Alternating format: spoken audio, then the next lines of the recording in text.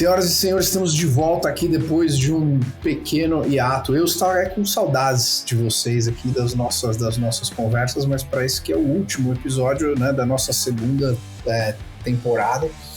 E uma pauta que já foi refeita algumas vezes, porque parece que o mundo está cada vez mais dinâmico e rápido, né? Então não faltaram coisas interessantes aí nesse quase um mês que deixamos aqui de nos atualizar e falar esse bate-papo maravilhoso on the record.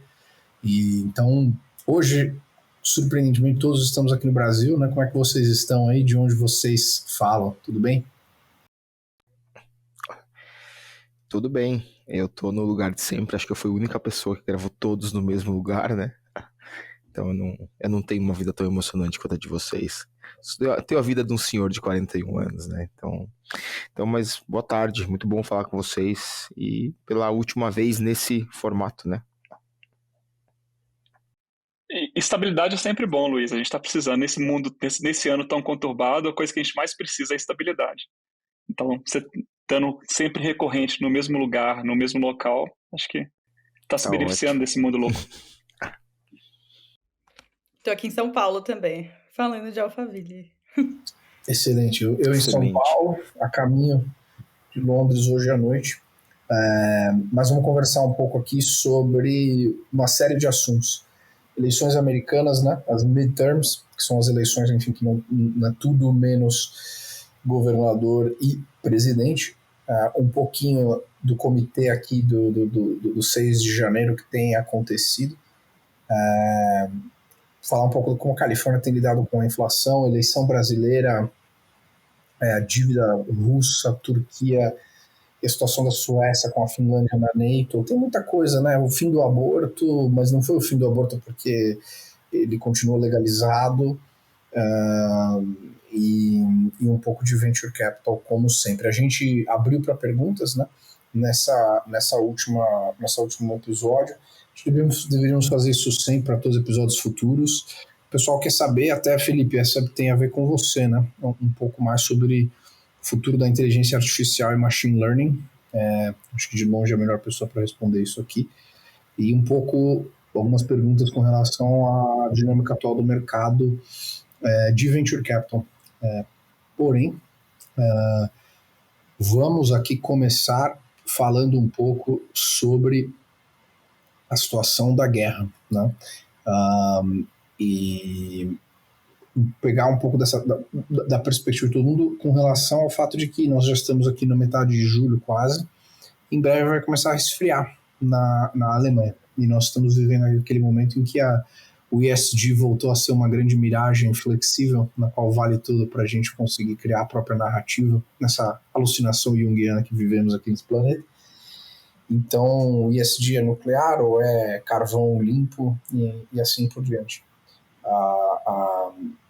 Eu não sei o que vocês acham que vai acontecer, em especial com relação à Holanda e à Alemanha, que talvez sejam os dois países mais dependentes do gás na Rússia, né? Não há tempo hábil para, de fato, você refazer a matriz energética, e acho que a gente já está falando disso há um ano, então não é possível que esses diplomatas e líderes são tão incompetentes, né? O Trump fala isso há bastante tempo, né? Exato. Por outro lado, o que fazer, né, nessa situação? Eu acho que falta muita humildade para o Ocidente com relação a essa mistura de virtue signaling empacotado na Greta Thunberg, somado à arrogância da esquerda, causa muitos problemas na vida de todo mundo. Mas acho que é só isso que eu tenho para dizer. O que eu acho engraçado disso tudo é a narrativa como os líderes colocam a respeito do inverno europeu chegando, né? Ou à frente, não chega não, ainda falta alguns meses, mas está à frente. E a narrativa dos líderes é que muitas pessoas vão morrer, mas as pessoas que estão nos campos de batalha, em função do que aconteceu na Segunda Guerra Mundial, com o retrato da invasão russa pelos nazistas, e que o frio foi talvez o que foi um dos principais soldados, entre aspas, do governo, do exército russo. Essa é a narrativa da preocupação dos líderes em relação aos efeitos da guerra, aos efeitos do inverno na guerra, né? E essa narrativa de que, de fato, a maior preocupação desses líderes está, de fato, no fornecimento da energia, que o pico sobe no inverno, é que a gente consegue ver, de fato, os interesses escusos desses líderes para conseguir, de fato, tentar sanar essa guerra antes do inverno, né? Então, muito provavelmente estão poucos lixando quem está se ferrando lá no campo de batalha, e muito mais preocupado com o banho quente que talvez essas pessoas as pessoas desse país não vão conseguir tomar ao longo do inverno. É lamentável, assim. Eu fiquei um pouco assustado semana passada.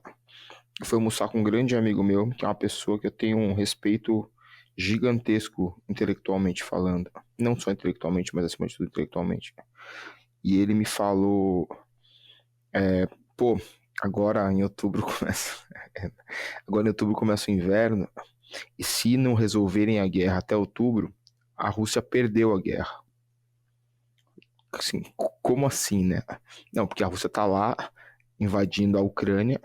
Se ele não resolver a guerra, alguém tá com o WhatsApp tocando aí, tá? Eu já mutei aqui, desculpa.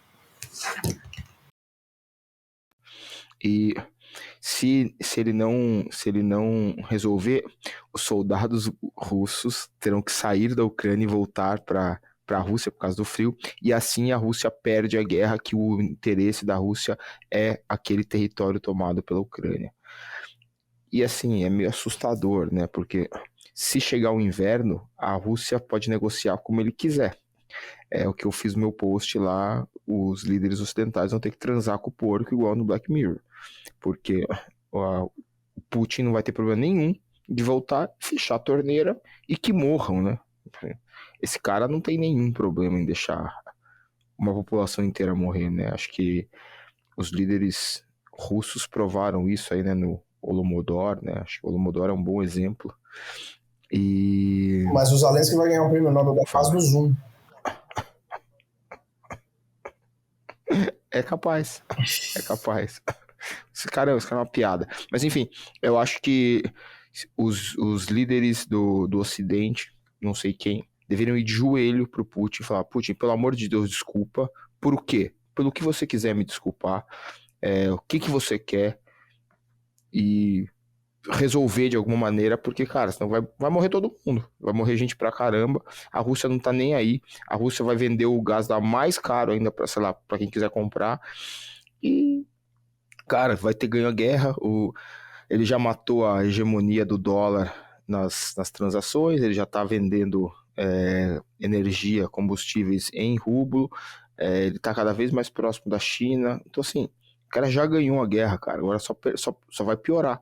Então, vai alguém de joelho lá, pede pelo amor de Deus pra ele parar, beija a mão do Putin e perdeu. Vai pra próxima. Bom, eu não sou a favor de beijar a mão de um ditador. Eu acho que as sanções, o intuito das sanções foi correto, mas foi mal feito. Então, a gente acabou ficando numa situação pior do que estava, a gente, eu digo, falando do Ocidente. Tem países que já vão produzir mais esse ano, como a Arábia Saudita, que vai suprir parte disso para a Europa, mas óbvio que ainda não seria suficiente para lidar com a falta do que a Rússia viria a suprir. Inclusive, hoje está começando em um dos gasodutos que conecta a Alemanha com a Rússia, é o maior da Europa, e eles estão entrando em manutenção hoje. Está previsto para 10 dias, mas a Alemanha está com muito medo de, no final desses 10 dias, a Rússia cortar de vez, né? Já estão fazendo racionamento de energia para isso. Eu acho que, a curto prazo, a situação vai ser caótica na Europa esse inverno. A longo prazo, eu imagino que tem cura para essas situações, mas eu não acho que a Europa deveria ir de beijar a mão do Putin, porque ele invadiu o país. Vai morrer dezenas de milhares de pessoas de frio. Foi porque esse tiririca de quinta categoria, chamado Zelensky, não fez isso, que 35% da população morreu. Né? Antes de ele ser presidente, ele tinha que ter feito isso, porque já fazia 5 anos que a OTAN e a União Europeia estavam enrolando a Ucrânia. Acho que isso foi algo que, pelo menos eu e o Luiz, sempre falamos bastante nesses últimos meses, a gente gravando essa temporada. Ontem eu estava com um family office alemão que investe conosco, e eles têm um investimento grande estavam aqui visitando para um casamento de um dos nossos outros investors, então a gente se encontrou lá e almoçamos no domingo. E eles têm um investimento grande numa planta de hidrogênio, e falaram já que foi um dos melhores investimentos que eles fizeram ever, porque a planta está completamente oversubscribed, já estão recebendo várias notificações do governo alemão com relação a não tomar banho por mais do que 3 minutos, e racionamento mesmo de energia, né, no qual tipo, a pessoa comum vai pagar o preço de anos ali de uma política muito fracassada, né, e incompetente. Assim. Eu acho que eu, como bom libertário, não confio em nenhum político, mas é impressionante a falta de competência nesse caso da esquerda em vários aspectos. Aquela foto que a gente mandou no grupo hoje, eu achei, ela me fez pensar bastante assim, né, que tava o Shinzo Abe, que, pô, o primeiro-ministro do Japão, que era conservador, foi assassinado com uma arma ilegal construída na Home Depot, num país que não existe esse tipo de violência, com o Trump de um lado e o Putin do outro, os três sorrindo, e parece que é uma outra era, né, que a gente não vai conseguir ver algo assim depois. Então me fez refletir muito sobre a importância da diplomacia, de aceitar as diferenças e que, enfim,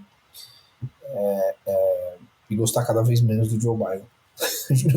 E cada vez mais ele consegue encontrar Eu queria fazer uma pergunta...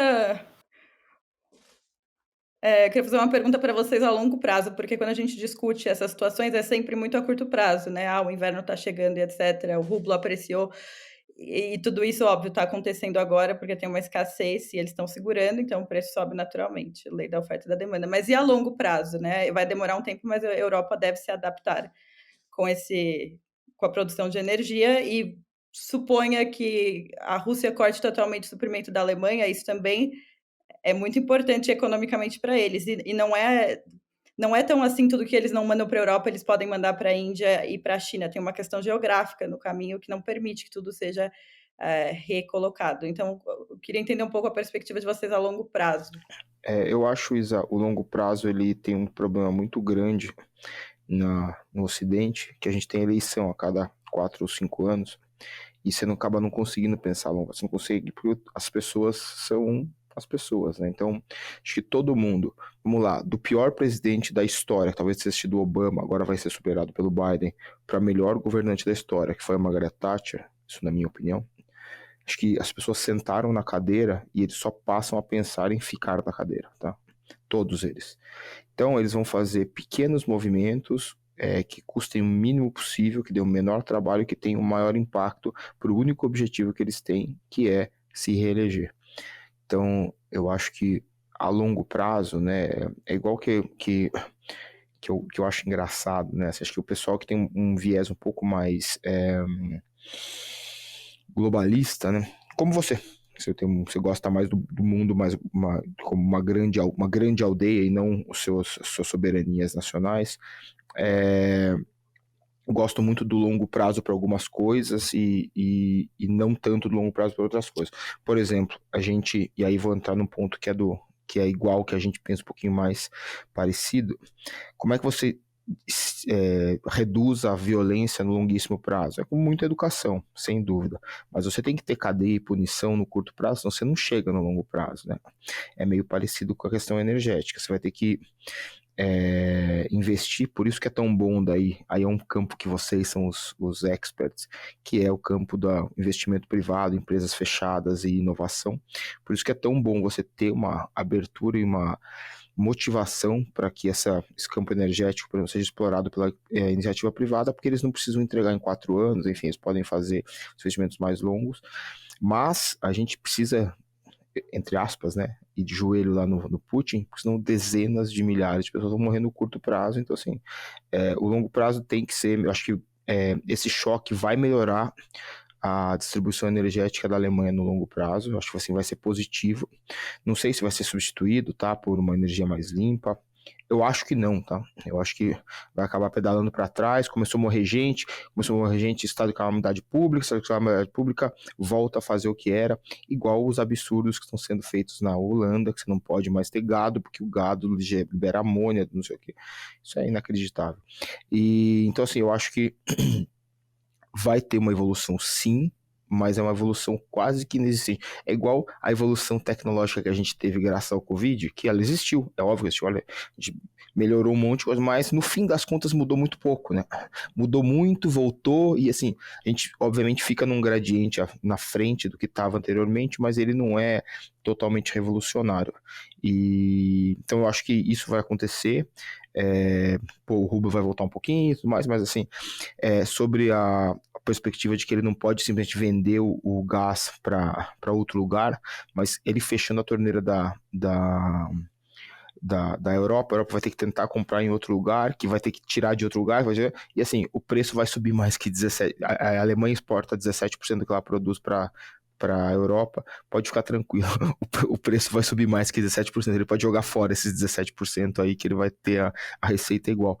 Então, assim, eu acho que é isso, acho que por que a China, de novo, né, eu não estou dizendo que o sistema político da China, ou mesmo da Rússia, são melhores ou piores, mas eles acabam gerando um desenvolvimento mais sustentável no país, porque você não tem que pensar na eleição, o que é péssimo, né, você ter uma ditadura, mas quando você não tem que entregar produtos, né, ali, resultados em cada 4 anos, você pode fazer como a Rússia fez, né? Eu já mandei o vídeo para vocês do Yuri Bezmenov, que eles fizeram toda essa idiotização dos Estados Unidos com uma carga de, enfim, atochar leninismo e marxismo na cabeça do americano, que hoje em dia você vê que ele termina o vídeo dizendo facts don't matter, e facts don't matter mesmo. Hoje em dia você vê que os absurdos que acontecem e as pessoas não estão nem aí, a esquerda segue fazendo o que está fazendo.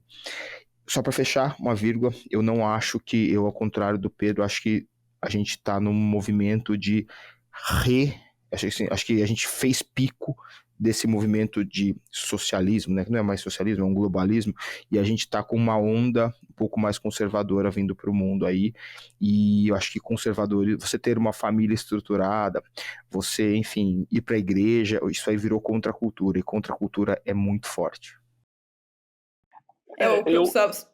Desculpa, só ia terminar o ponto. Não, quando eu falei da Rússia a longo prazo, porque assim, eu tô vendo o cenário caótico a curto prazo, mas eu penso daqui uns anos, vamos supor que a Europa consiga a independência da Rússia, a Rússia também vai perder toda essa fonte financeira que vinha de exportação para a Europa, e eles não conseguem vender tudo isso para outros lugares do mundo. Então, a longo prazo, estou falando que a situação econômica interna deles fica mais complicada por esse isolamento social. E não é que eu sou globalista, é que o mundo que a gente tem hoje, então eu acho que, enfim, o mundo que a gente tem hoje tem muitas vantagens, muitas desvantagens, mas tem que trabalhar sobre... Eu acho, Isa, que antes da Rússia perder esse potencial de exportação para a Europa, eles vão lá e fazem o Putin, eu achei ele bastante mais inteligente, não que o Zelensky, porque seria uma piada, mas que os demais, quando ele perceber que ele pode realmente perder isso tudo, ele vai lá e vai fazer um acordo com o próximo presidente, com alguém, vai dar uma molezinha, vai facilitar e tudo volta ao que era. Acho que essa vendetta que todos nós gostaríamos que acontecesse, realmente o mundo punisse os grandes ditadores, isso aí, quando o cara faz uma continha ali, não vou fazer um gasoduto, eu vou economizar dinheiro, vou fechar com o cara, e vai fechar com o cara e tudo vai continuar como era. Isso porque eu ia dar um dado aqui só de curiosidade, hoje a gente estava falando de... Pode ir, Fala, Isa. Não, eu só ia dar um dado que hoje a gente estava falando de energia, eu fiquei curiosa, eu fui pesquisar a Alemanha, eles tinham 6 plantas nucleares em 2011, para vocês terem ideia, a Alemanha produzia 25% da energia total do país por usina nuclear. Eles fecharam 3 agora no ano passado, e de 2011 para o ano passado, 10 anos, caiu de 25% para 13%. Então, esse é um dos meios de energia que besteira, né? Eu acredito muito que é um meio de energia mais inteligente, apesar de ser muito polêmico. Mas então eles acabaram fechando e agora tá em declínio. Foi exatamente aí que o Trump falou, né? O Trump falou, cara, vocês vão ficar realmente reféns da Rússia. E... Manda bala. Eu vou fazer um resumo do... Vai você primeiro. Tá. Eu queria falar que o meu two cents nessa conversa toda é que a gente tá vivendo agora, não a gente, mas a Europa com a Rússia vai viver agora quase que um dilema do prisioneiro, né? Eu acho que se não existir colaboração, vai os dois pro saco. Então, o lado positivo disso é que as chances de conseguir buscar uma paz ou um cessar-fogo, né, num curto prazo, ela é maior do que é agora, né? Enquanto a turma está no verão europeu curtindo Ibiza, Mykonos e etc. Então, eu acho que tem essa oportunidade. Então, esse é o meu primeiro two cents. E o segundo, acho que, Luiz, eu acho que eu tenho um pouco, acho que eu divirjo de ti quando você diz sobre a derrocata do socialismo e o aumento do conservadorismo de uma forma global. Eu acho que esse cenário era um cenário pré-Trump, ou um cenário governo Trump, né? Que a gente viu o Trump, né, tomando o poder nos Estados Unidos, o Bolsonaro aqui no Brasil, mas me surpreendeu muito a eleição do Chile, a eleição da Colômbia, o que vai acontecer no Brasil, né? A grande chance que o Lula tem de se reeleger. Então, acho que tá difícil. Acho que o conservadorismo ele veio fazendo muito barulho, e barulho de uma maneira dura, né? Uma maneira quase militante, né? Quase barulhenta. E eu acho que o mundo ficou um pouco preocupado com esse movimento conservador como um todo e está tentando arrefecer, só que do outro lado vem ganhando força à esquerda, que é o que a gente está vendo aqui, principalmente na América Latina e alguns outros países.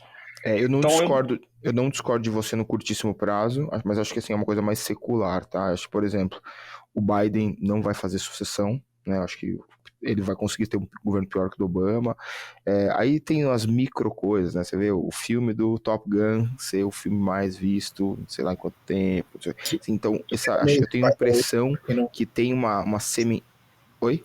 Foi um filme maravilhoso, porque representa o retorno da masculinidade, testosterona, América, freedom. Acabar com essa porra. Testosterona é a maquiagem masculina, cara. Isso, acabar com essa bagunça que tá acontecendo. Não, então eu Você acho viu que na jaquetinha do Tom Cruise tinha a bandeira do Japão e do Taiwan? Foi uma provocaçãozinha ali. É isso aí. Não vi. Enfim, eu acho que vem vindo, tá, Filipão? Eu concordo com você que em pequenos momentos, mas eu acho que, por exemplo, no midterms, eu acho que a gente já vai ver agora uma ascensão grande aí dos republicanos. O problema é o seguinte, eles empolgaram a galera que quer ser deixada alone, sozinho, que são pessoas, por exemplo, como eu nunca tive um grande interesse nas questões políticas, contanto que eu entender o que eu tinha que fazer.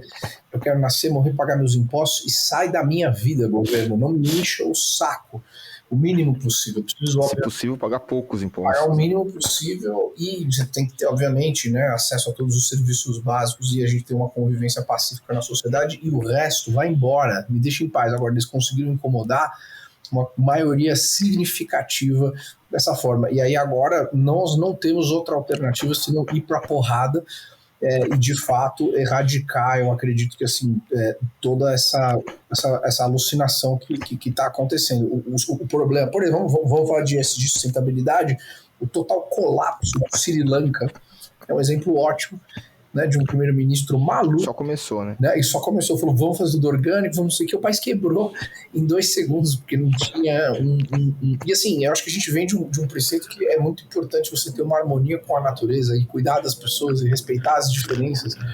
Só não dá para ser extremamente radical, né, e sem ser inteligente. Então assim, eu queria fazer um resumo com relação a essa mudança aqui. Eu terminei de ler um livro muito bom, recomendo a todos vocês, o Psychology of Money, muito, muito bom mesmo.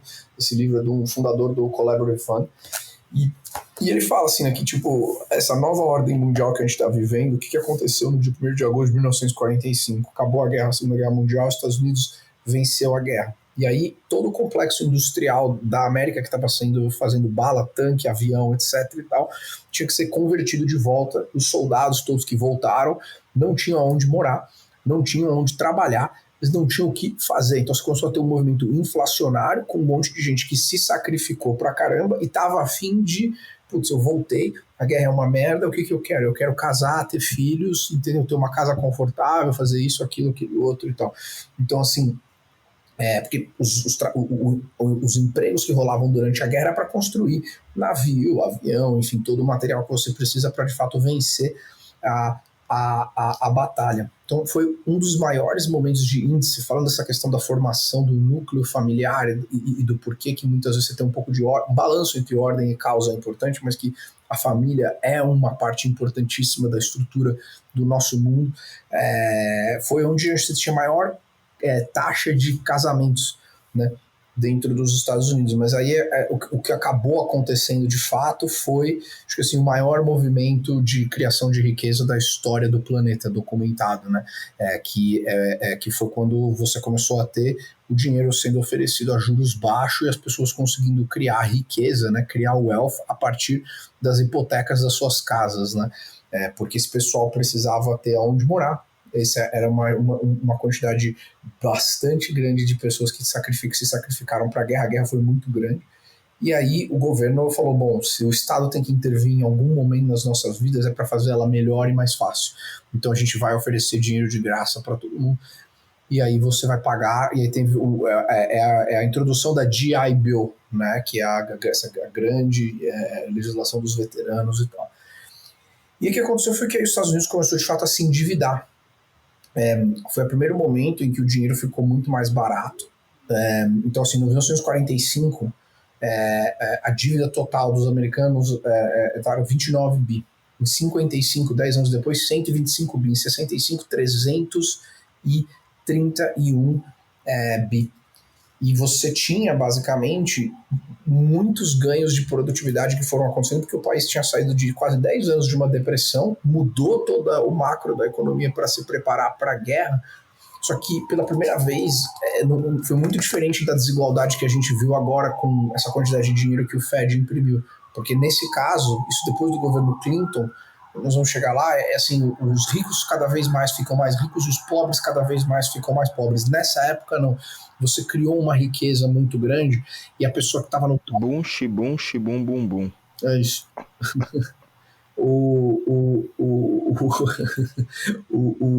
A pessoa mais rica dirigia um Cadillac, você talvez dirigisse um Chevrolet. Mas todo mundo tinha a possibilidade de poder ter uma primeira vez uma geladeira, uma máquina de lavar louça, todos os appliances, as donas de casa felizes que estavam ali com suas casas mais incrementadas, os maridos ganhando bons salários, com pensões, mas a produtividade da sociedade aumentando cada vez mais, então o dinheiro ele se valoriza, e não é o que aconteceu agora com esse movimento inflacionário. Então, eu acho que essa é quando... As mulheres também entraram muito mais forte no mercado de trabalho, porque os homens estavam na guerra e aí elas começaram a trabalhar. Sim, com certeza. Foi o primeiro momento que você começou a ter uma série de direitos também para todas as mulheres, alguns bons, outros que eu acho que não tão bons.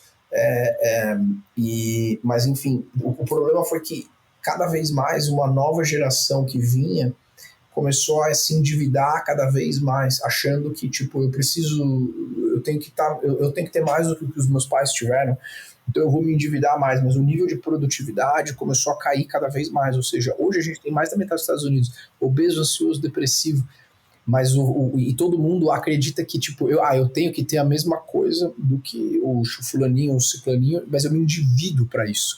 Então a quantidade são mais de 65% dos americanos hoje não conseguem sobreviver 6 semanas sem ter um emprego. As pessoas não têm savings, então o sonho americano em algum momento quebrou. Eu ainda continuo acreditando que ele existe, porque eu me mudei para os Estados Unidos com $2.000 sem conhecer ninguém. Acho que assim, Felipe, você tem uma história muito parecida nesse sentido também, com relação às nossas origens. Ele continua alive and kicking, mas é porque eu e você somos pessoas educadas financeiramente, a gente nunca tomou um risco maior com relação a empréstimos, com relação a dívidas, ou comprar um carro que a gente não pudesse pagar, viver um estilo de vida que a gente não pudesse viver. Você até mais do que eu, porque, né, pelo espírito tio Patinhas, mas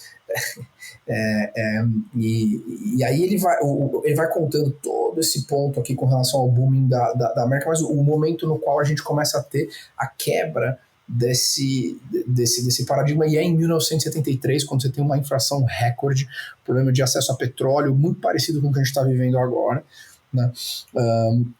Aí sim, os Estados Unidos saiu de Saigon, ali do Vietnã, num puta caos, que é muito parecido com a questão do Afeganistão, né, assassinaram o Martin Luther King, o John e o Bobby Kennedy.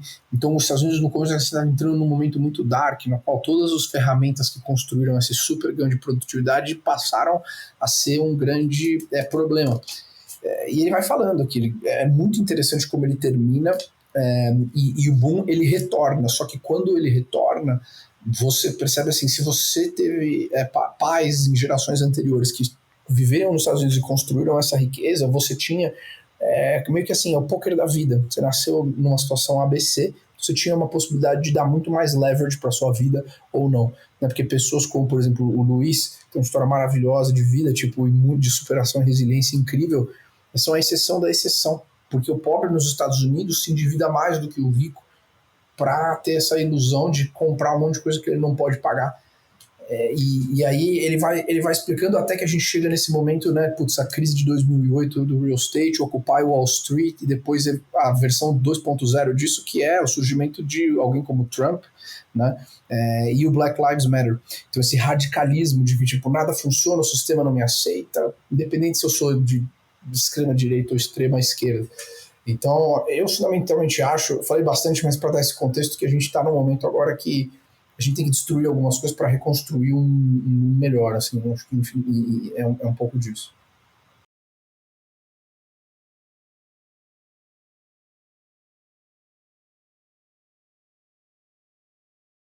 Então tá, vamos mudando de assunto, vamos falar de... Cara, eu queria... Pedro nos deixou speechless. Obrigado pela citação. Eu queria fazer uma pergunta para vocês. Hoje eu li um post no LinkedIn de um estagiário falando sobre um outro estagiário. Eram estagiários, provavelmente trabalhavam juntos. E esse outro, né, o citado, ele foi fazer uma apresentação de TCC. Não sei se vocês viram essa história. Ele foi apresentar o TCC online e a banca examinadora examinou. E aparentemente a banca julgadora julgou que o trabalho não estava muito bom. Eu não sei os detalhes na vírgula, tá? Mas quando ele começou a ser criticado e ouvir coisas as quais ele talvez não tenha gostado, mas num ambiente de julgamento de TCC, ele desligou a câmera e pulou da janela. Ele se suicidou por críticas a um TCC, não foram críticas a ele, não, enfim. Como é que, assim, isso aí pra mim, eu não sou psicólogo, nem psiquiatra, nem nada, mas eu tendo a achar que isso aí é o efeito colateral desse superproteção, de que não pode ter bullying, de que não pode... Porque no meu tempo essa palavra nem existia, tá? Eu fui uma criança extremamente obesa, e todos os dias que eu chegava na classe, eu sentava na classe, os outros davam uma levantadinha, assim. Acho que isso aí me motivou a entrar pro mundo dos esportes e tudo mais. E, cara, molecada é molecada. A gente tomava uns tapas dos caras do clube, às vezes, ficava bravo. E era meio isso, assim. E nessa mesma linha, o Jordan Peterson, né, o professor Jordan Peterson, ele tem uma tese que ele mesmo gosta de pontuar, que é uma tese ainda não provada, então é um trabalho ongoing, que uma das possíveis explicações desses mass shootings que tem nos Estados Unidos é pela extrema supressão dos instintos mais básicos da molecada, que é você ser moleque, né? E aí você não pode xingar, você não pode brigar, você não pode falar, você não pode não sei o que, você não pode isso. E aí, obviamente, os que têm já alguma predisposição de algum distúrbio acabam explodindo isso através dentre outras coisas, desses mass shooting. O que vocês acham dessa super proteção? Porque eu não vivi isso, né? Então, mas eu acho que a geração de vocês já passou por... Não pode... O amigo gordinho, você não pode dizer que ele é gordinho. O amigo que tem a orelha grande, você não pode dizer que ele tem a orelha grande. Enfim, todas essa introdução da palavra bullying e o contra-bullying também. Como é que resolve isso? Isso tudo acelerado? Não, eu só ia comentar, acho que desde a última vez que a gente conversou, deve ter tido mais uns 4 ou 5 mass shootings nos Estados Unidos. Isso, como resolve? Não, isso tudo acelerado pelos 2 anos de pandemia, né? Onde as pessoas ficaram completamente insanas. Você acha que isso teve Eu não tenho dúvida. Se a gente pegar e conversar com educadores, professores, eu tive a oportunidade de fazer isso, com esse retorno dos alunos voltando para a escola agora, os alunos, o índice de ansiedade, a forma, as crianças perderam o tato social, as crianças e adolescentes. Eu acho que a consequência desse movimento de ficar em casa, as crianças crianças e adolescentes passarem 2 anos da escola, a gente vai ver consequências graves disso. A gente longo prazo. começou só agora. A gente está só no piquinho do iceberg. Esse negócio vai trazer um impacto para essa geração que está em formação. Porque imagina só. E você acha que foi só com a geração em formação ou você acha que foi ruim para todo mundo? Não, eu acho que foi mais para a geração em formação e mais para os idosos. Acho que foram a população mais impactada. Porque minha avó faleceu esse ano, os últimos 2 anos dela, ela praticamente vegetou com medo do Covid. Então ela não pôde ter o convívio social. Né? Ela morreu Isso não afeta podendo muito aproveitar emocionalmente, né, o bem-estar, principalmente das gerações mais velhas. Não, e foi difícil, né? Acho que nenhum de nós 4 que estamos aqui não foi, psicologicamente, não foi fácil. Foi, para mim, né? Então imagina o quanto isso... Oi? Eu estava numa situação lamentável, muito por conta de São Francisco. Eu vendi boa parte dos móveis da minha sala. Você viu, lembra, Felipão, quando você foi me visitar em São Francisco? Eu montei uma academia na sala de casa, porque a gente vivia uma vida, assim, maluca. Eu fui para a Flórida por conta disso, pela liberdade, e não saio de lá, assim, nunca mais. A ansiedade e a depressão que nós estamos vivendo hoje, porque a gente não foi desenvolvido para passar tanto tempo na frente do computador. Hoje, durante 3 horas da sua manhã, provavelmente todos nós aqui individualmente consumimos mais informação do que o Marcos Aurelius consumiu em 20 anos como um imperador. Então, nós temos sim que trabalhar para nos adaptarmos a essa nova realidade. E pode parecer muito piegas o que eu vou falar, mas eu acredito mesmo que a resposta para essa adaptação ela está numa evolução do que vai ser a próxima versão do Homo sapiens sapiens, que envolve um crescimento espiritual significativo, da gente de fato ter que ser capaz de conviver com empatia e harmonia, mas ao mesmo tempo focar na evolução, na ordem e na paz. E às vezes para isso também tem que estar pronto para porrada, mas é o último recurso. E nenhum de nós aqui tem filhos, né? E eu vejo o que está acontecendo nesse momento e eu tenho muita vontade de ser pai e ter família, não agora, mas daqui a alguns anos. E eu me pergunto, assim, como eu vou educar meus filhos, sabe? Eu vejo, será que você tem que criar seres humanos competentes que vão viver a vida, mas é bem desafiador. Mas você não tem como controlar tudo, né? Porque você cria bem teus filhos, mas eles estão em companhia de outras pessoas que você não sabe como foi a criação. É uma questão muito complicada. Eu tenho amigas que já têm filhos pequenos e elas falaram que esses 2 anos de pandemia que eles ficaram em casa, agora eles voltam para a escola e eles querem ficar sozinhos, eles não querem mais socializar, às vezes tem dificuldade, principalmente criança muito nova. Então, foi o que o Felipe falou, né? Acho que isso é um problema a longo prazo. O que eu ia falar, Luiz, eu acho que tem 2 extremos entre a superproteção e o também aceitar tudo, né? Acho que todos nós crescemos numa época que todo mundo sofre e faz algum tipo de bullying quando você é criança, porque você nem sabe o que é isso. É um pouco natural de brincar com os amigos. A questão é que eu acho que, inclusive, a rede social acabou piorando muito os efeitos disso, né? Então, se você olhar, por exemplo, principalmente para meninas mais novas nos Estados Unidos, se você olhar a taxa de meninas se suicidando ou tendo problema de autoestima, porque você começa a seguir o padrão irreal de beleza e etc. Aí você chega na escolinha e é chamada de gorda. Eu acho que era muito difícil 20 anos atrás, sem Instagram e Facebook, você chegar na escola e ficar tão ofendida assim, mas hoje em dia você ouve isso na escola, aí você abre a rede social, aí você vê todas as meninas magrinhas, bonitinhas, e aí você se sente mal. Então, eu acho que veio muito acoplado com essas plataformas, né? Tomando muito poder, influenciando muito a vida das pessoas. Então, eu acho que a certo ponto tem que ensinar que sim, é errado você chamar alguém de gordo, alguém de... Enfim, você não sabe se a pessoa tem problema de autoestima, como ela vai reagir com isso, mas aí, por outro lado, você vê esses casos absurdos, né? A pessoa está tão instável mentalmente que não consegue diferenciar o que é uma crítica pessoal de uma crítica, olha, teu trabalho não ficou legal, dá para melhorar. Então, assim, acho que tem um equilíbrio que precisa ser encontrado, mas a questão da rede social acho que piorou muito tudo isso. Eu concordo com você nesse pedaço, que Porque antigamente, se fosse, eu era chamado de gordinho por 20 ou 30 pessoas da minha classe. Hoje em dia você faz o negócio, põe lá no Facebook, Instagram, qualquer coisa assim. Cara, tem um mundo todo te zoando, né? Então, realmente é bem mais difícil. Mas eu acho que, eu não sei como corrigir, tá? Não tenho ideia. Mas acho que a super proteção não é o caminho ideal. Acho que somado a isso tudo, a gente tem um complicador também, que é o seguinte: a nossa geração para a geração dos nossos pais já teve um gap bem mais, né, bem maior, né, já foi bem diferente. Que a geração dos nossos pais para a geração dos nossos avós já foi um gap, né, bem menor, não tinha tanta diferença geracional. O ponto é que tudo isso que a gente está vivendo agora, toda essa dinâmica social que a gente está vivendo agora, ela nunca foi vivida antes, né? É a primeira vez que a gente está tendo a primeira geração que nasce com o advento das redes sociais, né? As redes sociais estão completando aí 10, 15 anos, né? Algo nesse meio.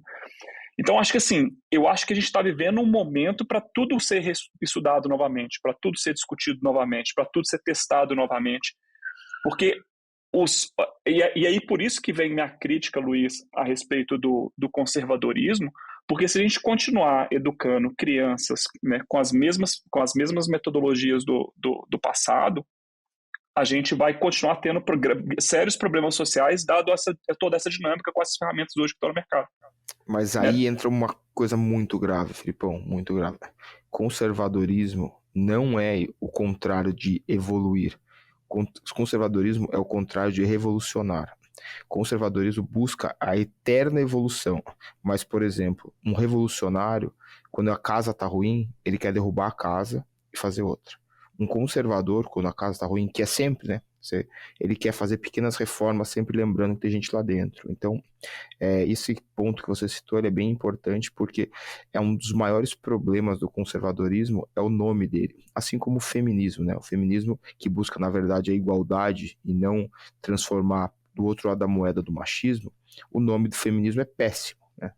Assim como o nome conservadorismo é péssimo também, porque o conservador ele não quer manter as coisas como estão, ele quer fazer alterações eternas e progressivas e gradativas sem destruir, não à toa um dos mantras do Newton, que se enxerguei longe foi porque me apoiei nos ombros de gigantes. Então, você entender que tradições existem por algum motivo e você tem que evoluí-las, você entender que processos existem por algum motivo, você tem que evoluí-los e não simplesmente queimar tudo e começar de novo. Então, esse que você citou, que obviamente você não tem culpa nenhuma, né? Acho que metade do mundo acha que conservadorismo é isso, e é exatamente o contrário, assim, algo muito próximo do contrário disso, que é uma evolução gradual, mantendo, é aquela história, né? Você vai emagrecer, você tem que mudar a sua dieta mais ou menos para a vida e não fazer um regime desesperado ali de 3 semanas que você não come nada. Isso seria a revolução, e o conservadorismo seria você realmente ter uma nova dieta para a vida que vai te manter magro para sempre, alguma coisa nessa linha. Eu não sinto muito isso, eu sinto que o conservadorismo ele não aceita certas mudanças e quer brecar elas, e em certos casos até causa um retrocesso. Só dando 2 exemplos nos Estados Unidos, esse tanto de mass shooting já faz anos que os democratas tentam passar alguma regra para controlar a compra de arma, colocar background check, alguma coisa, e todos os republicanos que são super conservadores dão um jeito de terminar com isso, e aí o Trump vem e fala que o certo seria armar os professores e colocar detector de metal na escola. E aí temos também os conservadores votando para overturn Roe versus Wade, que para mim isso não é um avanço, isso é um retrocesso pelo direito das mulheres. Então, eu não vejo como você. Eu discordo do seu segundo ponto diametricalmente, mas o primeiro ponto, eu acho que eu e você, né, e todo mundo, a gente acaba incorrendo um problema grande, que é o do loud minority, né? É o loud minority, que você acaba sobrando para você ouvir os piores conservadores, que são os que gritam mais. Assim Achei que você adorava o Trump. Não, eu acho ele a melhor opção disponível, né? Assim como o Bolsonaro. Eu não gosto nem um pouco de várias coisas que ele faz, mas não é comparável com o Lula, que é o maior ladrão de todos os tempos, ou o Biden, que é talvez o pior presidente de todos os tempos. Mas eu acho que o grande problema, assim, como eu começar a dizer que os globalistas têm como rainha, sei lá, a Anitta, o Pablo Vittar, ou que são simplesmente o loud minority, alguém que grita mais. E, porra, eu sou um grande fã mesmo do Gabeira, por exemplo. Acho ele incrível, acho que o Eduardo Jorge é incrível, e são caras de esquerda inteligentes e que andam para frente e que são muito bons, né? Então, acho que para mim seria ótimo que o mundo fosse, que a esquerda do mundo fosse desse nível e não do nível que a gente vê. Então, acho que você acaba absorvendo um conteúdo que a culpa não é sua, né? Simplesmente porque quem grita mais, então quem grita mais não é o nosso melhor representante, assim como quem grita mais não é o seu melhor representante. É o famoso movimento de pêndulo, né? Acho que muito impulsionado, inclusive, pelas redes sociais. Hoje em dia, o mundo está polarizado com esse movimento de pêndulo, onde a gente acaba sempre se pegando com as partes ruins ou com esse barulho que é feito entre ambas as partes, justamente em função do impacto que isso traz para despertar atenção sobre um determinado tema. Então, eu acho que boa parte dos problemas do mundo se resolveriam caso a gente conseguisse, né, buscar o fim desse movimento de pêndulo por ambas as partes. No final das contas, a grande maioria só quer se deixar, tipo, ninguém quer se incomodar com esse tipo de coisa. Fundamentalmente, eu acredito que ninguém quer fazer o mal. São dois lados de uma minoria muito, muito chata. Quando você conversa, assim, nós discordamos em um monte de coisa, ao mesmo tempo somos amigos e podemos conviver em N aspectos aqui, e mesmo em coisas mais profundas. A grandíssima maioria das pessoas são assim. Porém, eu, no mês passado, por exemplo, eu fiquei muito incomodado com esse negócio do mês do orgulho gay, que acho que fugiu do controle do que é normal, né? Já investi em founders homossexuais, tenho 2 na minha família, assim, não tem nenhum problema com isso, zero, assim, mas eu acho que o negócio, por exemplo, saiu do controle, na qual as empresas estão fazendo isso para vender mais, né? Para apelar para não é algo genuíno, e é muito evidente isso. Eu acho que esse é um ponto que faz sentido. Agora, também a gente sabe que esses vídeos que as contas nas redes sociais dos republicanos falam desses shows de drag queens com crianças são a minoria da minoria da minoria, né? Acontece, só que parece que é verdade porque é um pouco do Marshall McLuhan ali, né? E a gente ser muito manipulado pelo que a gente vê e de fato o nosso cérebro, eu acho que isso que você falou, Felipe, né? A gente essa é a primeira geração que nasce 100% com o mundo conectado, com social media, com o primeiro device já é um smartphone, que é muito mais poderoso do que o primeiro computador que a gente tinha em casa. O sistema neural mesmo da percepção da realidade, ele está mudando. As pessoas têm uma versão completamente diferente do que é existir nesse mundo, porque parte da sua identidade hoje ela está no mundo digital, né? E é muito difícil, eu acho, né? Você imaginar alguém hoje que cresce sem ter uma presença digital. Não consigo imaginar um adolescente. E qual é o momento de ter essa presença digital? E como que você garante que a pessoa não vai passar por... Assim, não é se proteger 100%. Eu acho que o sofrimento é que causa desenvolvimento na nossa vida. Você não vai... a criança, ela vai aprender a andar de bicicleta, ela vai cair, vai ralar o joelho e você passa mertiolate e beleza. Mas o mundo ele está muito mais complexo, né? Em vários aspectos. Aí eu volto para a importância mesmo da essência de Deus nas nossas vidas. Pensar assim, com bem escrito, assim, são os 10 mandamentos, entendeu? São coisas tão básicas. Que não é uma... Não estou advocando para nenhuma religião, mas assim, é tipo, sabe, não transa com a namorada do seu amigo, não mata o amiguinho, respeita o outro, seja honesto. E a verdade é que seguir os 10 é difícil. Olha, já é, né? Bastante gente não segue isso. Olha a complexidade, né, que a gente está. Olha o quão complexo o mundo está vivendo, né? E olha o quão complexo é a educação de um pai para um filho hoje. Eu não sei se vocês viram, mas na semana passada, uma família americana de Los Angeles abriu um processo contra o TikTok. E ela abriu um processo contra o TikTok porque as 2 filhas dessa família suicidaram. Elas suicidaram fazendo um desafio, daquele desafio que você fica não sei tanto tempo sem respirar, né, aquelas coisas loucas que tem na internet. Acho que, se eu não me engano, eram 2 meninas, uma de 9 e uma de 10 anos. E a família, os pais, estão alegando que as filhas foram no vídeo e assistiu assim, os sugeridos para você. E os sugeridos para você estava esse desafio, né? O algoritmo do TikTok erroneamente não conseguiu ver a idade das meninas e colocou esse vídeo para elas fizeram um desafio e as 2 morreram. Olha o nível de complexidade que está a nossa sociedade. Antigamente, qual eram as recomendações que a gente recebia? Não aceite baile de estranhos, não aceite carona de estranhos, não conversem com pessoas que vocês não conhecem. Hoje em dia, isso já não serve mais, né? A gente está conversando com pessoas que a gente não conhece o tempo todo na internet. A gente está aceitando coisas das pessoas o tempo todo que a gente não conhece na internet. Então, a dinâmica social, ela mudou e ela está bem complexa. Então, aí as escolas completamente despreparadas, os pais completamente despreparados.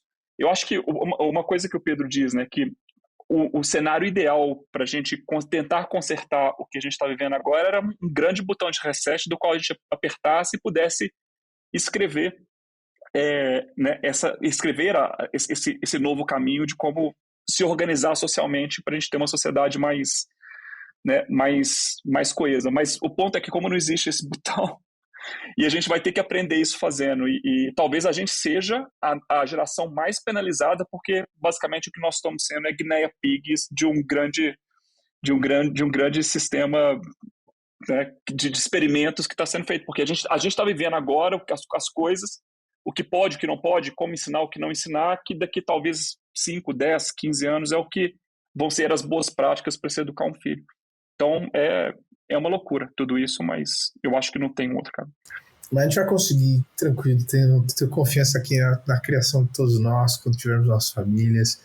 E aí, quem sabe, né, a gente não abre um outro grupo aí de, tipo, dicas para, enfim, como...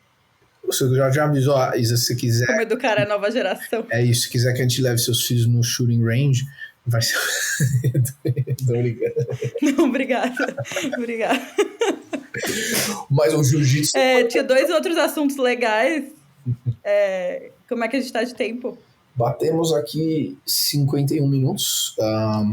Então temos... Falta 10. Temos mais alguns assuntos aqui para falarmos. Tem algum específico que você gostaria de trazer à tona, Isa? Eu ia perguntar para vocês, o Elon Musk deu para trás no deal do Twitter, né? E eu estava lendo algumas matérias, queria entender se vocês acham que sempre foi essa a intenção, ou qual que é a perspectiva. Eu estava lendo alguns artigos do Matt Levine, né, que ele é colunista da Bloomberg, no qual ele incita que o Elon Musk nunca teve, de fato, a intenção de fazer a compra. E esses dados que ele fala, 5% é bot, já estavam divulgados há mais de 8 anos, né? Então, ele deveria ter feito essa diligência antes de assinar o acordo. Aí, enfim, tá toda essa situação complexa. Nem precisamos perder muito tempo nisso, mas eu queria entender só um pouco. Não, eu acho que é uma... Eu acho que achar que ele faz sem querer qualquer coisa é ingenuidade da nossa parte. Eu acho que ele talvez até quisesse comprar, mas ele tinha sempre esse fallback dos bots e tudo mais. E um pedaço dele não querer comprar foi porque, acho que um pedaço importante dele querer comprar ou querer dizer que comprar era expor o que ele expôs, que é uma rede de extrema esquerda altamente politizada e que censura todo mundo que não é de extrema esquerda. Então, isso hoje em dia está exposto claro e crystal clear. Ele também repensou quando ele viu que as ações do tech como um todo derreteram e aproveitou esse aí, já cumpri um pedaço grande do meu papel sem gastar R$1, eventualmente vou ter que pagar uma multinha aqui ou ali, mas é bem menos do que eu perderia comprando pelaquela oferta. Enfim, acho que é um kit disso tudo, mas é um achismo do achismo aqui. Eu acho, na minha opinião, tá? Eu era um cara que era super fã do Elon Musk antes dessa confusão toda. Eu acho que acho que a imagem deles, depois de todo esse movimento, ela saiu um pouco depreciada. Eu acho que não só por conta desse movimento, a gente está vivendo um movimento, também das criptomoedas, que ele foi um dos grandes impulsionadores, né, dos movimentos das criptomoedas. E muita gente perdendo dinheiro, muita gente perdeu muito, muita gente perdeu tudo, né? E, bom, eu acho que foi péssimo para o Twitter, né? A gente viu as ações caíram, a gente agora vai ter que ter toda uma rediscussão sobre o futuro da companhia. O moral dos funcionários certamente vai cair, vai ser um negócio terrível, né? Mas do outro lado, eu acho que o Elon Musk, nessa confusão toda, ele sai com a imagem muito prejudicada, né? Porque a partir do momento que você dá a sua palavra, né? Imagina amanhã o Elon Musk fazendo qualquer tipo de oferta, tentando propor qualquer tipo de compra. Eu acho que gera uma insegurança tão grande a respeito da honra e da idoneidade dele, que eu acho que, enfim, de fato ele sai com a imagem dessa história toda muito, muito danificada. Acho que não, Felipe, porque tem uma comunidade muito grande de pessoas que gostaria sim de fazer um deal com o Elon Musk e topa correr o risco de eventualmente acontecer alguma outra coisa. Para mim, como você mesmo, o Luz falou, isso aí já era algo premeditado, programado, porque ele tem uma questão de que ele gosta de trollar o mundo e a verdade é que ele pode trollar o mundo, né? Então, assim, e quem sabe, né, se tivesse dado certo, porque a gente sabe que o Twitter tem um problema sim de bots, pelo menos assim, eu que passo bastante tempo usando, o Luiz também, assim, eu uso muito o Twitter porque eu aprendo lá, e eu tenho duas contas, eu tenho a minha conta e eu tenho uma conta anônima, na qual eu sigo várias outras contas específicas, são 2 Twitters diferentes que você enxerga e vê, e essa conta anônima, como eu só sigo várias outras contas anônimas que falam de mercado e tal, e algumas de zoeira também, a quantidade de bots naquele timeline é insano. Parece que é um negócio meio que, assim, os robôs rodando ali e é uma empresa que, assim, ela não vale o market cap, sempre foi uma empresa mal gerida, né? A gente tem alguns investors nossos que trabalharam nos early days do Twitter. Twitter é a única empresa na Bay Area que servia whisky e vodka durante o dia, um monte de loucura com esse negócio de perks e tal, sempre foi uma empresa muito bagunçada. Eu recomendo quem aqui quiser aprender mais sobre a absoluta zona socialista que é o Twitter, leia um livro chamado Hatching Twitter, do Nick Bolton, do New York Times. Então, assim, sempre foi uma empresa muito mal feita, mas que ao mesmo tempo conseguiu se transformar na praça pública da sociedade. A minha posição perante ao Twitter é muito parecida com a posição de um que, assim, para mim é um dos greatest of all times, que é o Fred Wilson, fundador da Union Square Ventures, e ele fala que, assim, ele falou isso alguns meses atrás, quando o Elon fez a oferta de que, assim, o Twitter é grande demais para ser para uma pessoa só ser dona dele, não interessa quem seja essa pessoa. E aí vem um pouco do background da minha carreira, que, enfim, né, eu fui um dos primeiros funcionários de uma empresa chamada SendGrid, que foi construída em cima de um protocolo aberto, que é o protocolo de e-mail de SMTP.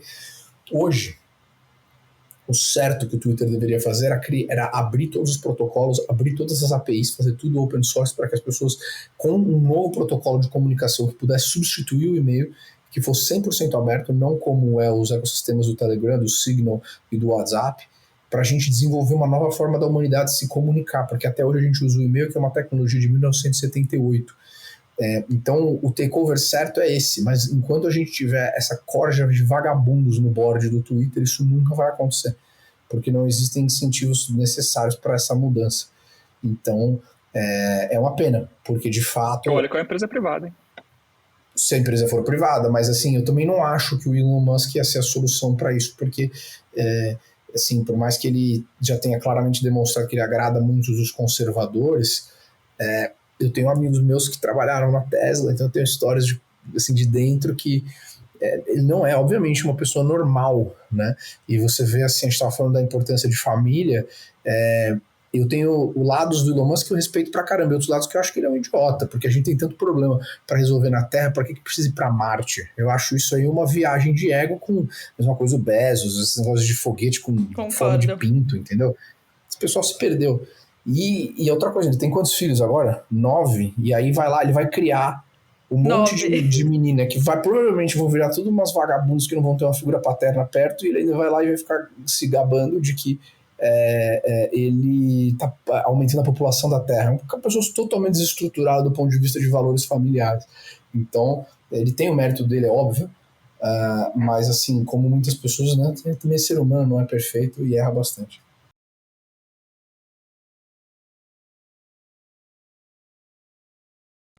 Vocês querem responder as perguntas, Pedro, que você pegou com o pessoal no Instagram antes da gente? Vamos lá, Felipe. Qual é o futuro do machine learning e da inteligência artificial? Essa é uma pergunta bem ampla, né? E ela pode ter diversos direcionamentos. Pode ter o direcionamento sobre o futuro do trabalho, o impacto que isso traz para a nossa sociedade enquanto futuro do trabalho e futuro dos empregos. Isso pode trazer sobre o futuro da medicina, sobre o futuro do mercado financeiro, sobre o futuro de diversos outros mercados. Mas o futuro, o que eu quero trazer de uma forma mais ampla a respeito de machine learning, inteligência artificial, é que cada vez mais ela está sendo mais fácil, ela está sendo melhor trabalhada e melhor empacotada para o uso generalizado de diferentes instituições que têm hoje uma base tecnológica minimamente decente, né? Então, o que eu quero dizer com isso? O que eu quero dizer com isso é que, né, antigamente, para se construir modelos, né, de machine learning, era necessário uma quantidade gigantesca de dados e uma mão de obra muito específica e muito cara. Sabendo disso, né, sabendo que Google, Facebook consegue atrair os melhores talentos do Vale do Silício, né, nesse tema e nessa agenda, e sabendo que existe uma grande oportunidade de deployar esses modelos de uma maneira mais simples e fácil no mercado, vários desses serviços começam a ser empacotados por essas empresas e vendidos junto com os seus serviços de cloud. Então, assim como a gente viu Cloud as a Service, a gente viu vários serviços as a Service, a gente vai passar a ver Machine Learning as a Service, a gente vai passar a ver Artificial Intelligence as a Service. Justamente por essa falta de mão de obra, esse talent gap que existe no mundo todo, inclusive nos Estados Unidos, né? Então, para se construir modelos eficientes de machine learning, não adianta ser uma pessoa muito boa em computação. Ela precisa ser uma pessoa muito boa, além de computação, ela precisa ser muito fera em matemática, né? E se a gente parar para estudar e conseguir analisar, né, e principalmente olhar no Brasil hoje, a quantidade de pessoas que têm a inclinação de seguir uma carreira na área de matemática, engenharia ou computação são pouquíssimas, comparado com o restante da população, né? Ou até mesmo as pessoas que optam por computação e tecnologia, elas acabam, muitas vezes, nem terminando a faculdade ou fazendo uma faculdade meia boca ou não indo além do necessário para conseguir desenvolver modelos complexos. Então, a minha leitura de tudo isso e é uma leitura importante e que pode trazer um impacto econômico significativo para as nações em desenvolvimento, porque qualquer aplicação hoje de tecnologia que é desenvolvida no Brasil, que é desenvolvida na Colômbia, no México, nas Filipinas ou na Índia, ele pinga $1 lá nos Estados Unidos. Ele vai pingar $1 para a Apple, ele vai pingar $1 para a Amazon, ele vai pingar $1 para o Google e vai pingar potencialmente $1 para o Facebook. Então, essas empresas, né, e a gente vai voltar, e a gente acho que vale a pena, inclusive, encabeçar isso para uma discussão de uma temporada 3 do Papo do Condado, é o monopólio que essas empresas estão criando, essas big techs. Porque com dinheiro praticamente infinito em caixa, não digo infinito, mas para fazer muitas proezas e conseguir atrair esse tipo de perfil, mesmo com esse downside que a gente está tendo no mercado, essas empresas estão continuando atraindo, comprando e contratando pessoas com expertise em machine learning. Então, a gente está vivendo um momento onde existe uma centralização na mão dessas empresas daquilo que no futuro vai ser muito mais importante, na minha visão, do que a energia elétrica, né?